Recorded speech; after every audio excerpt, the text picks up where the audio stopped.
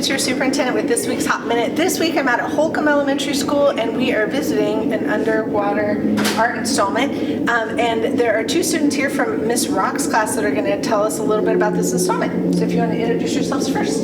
I'm Brooklyn. And I'm Emily. So just tell me a little bit about what this is and who created it. So a lot of work went into this. All of the little kindergartners did the jellyfish, and we had 3 classes come into our room, and we each got a kindergartner and helped them paint the jellyfish. With the turtles, some of them are stuffed, some of them are flat.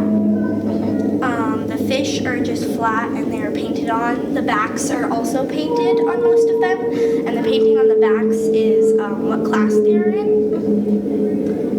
And then we also have a bunch of seahorse, and we have octopus tentacles, and we have a lot of things. Yeah, there's just like, she said a bunch, but yeah, we had a bunch of classes come in to our room and work to make all this stuff. So, Great. yeah, Was it part of like what you were you learning about sea creatures in class or? So Miss Roxanne Fisher was I think it was an intern with NOAA. Okay. And so this was a project with NOAA to like raise awareness about because things in the ocean, there's plastic in the ocean. Yes. So the little microplastics, everything in the ocean eats them. The jellyfish eat them. The turtle gets tangled up in the plastic.